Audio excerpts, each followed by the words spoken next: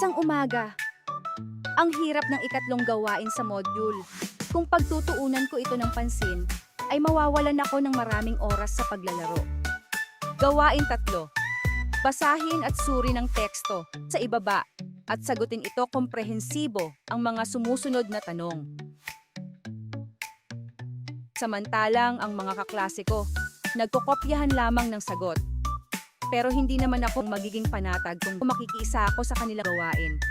Isa pa'y baka pag magkaroon ng biglang susulit online at wala akong maisagot dahil ako ay nangopya lamang.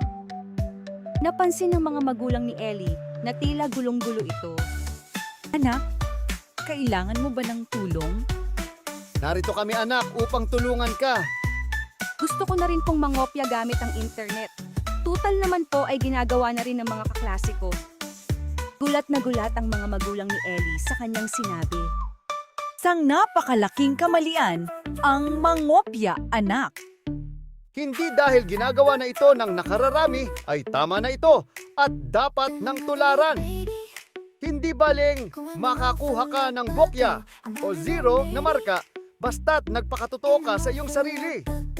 At para malaman rin namin ng iyong guro kung saan mo kailangan ng gabay sa pag-aaral.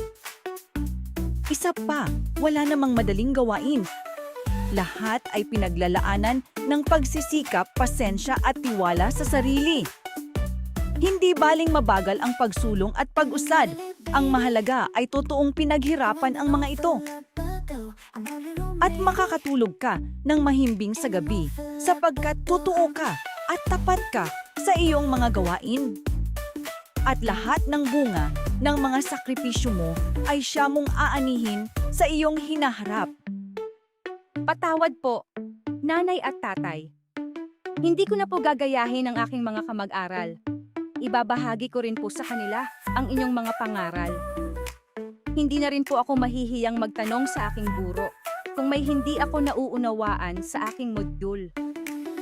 Kailangan ko lamang magsumikap, maging determinado at manatiling tapat sa aking sarili at sa aking mga gawain.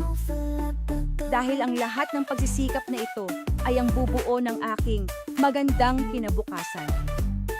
Ang katapatan at iba pang magandang pag-uugali ay dapat na hinuhubog sa ating mga tahanan, kasabay ang paghubog ng mga ito sa ating paaralan, mapa-online man o sa silid-aralan.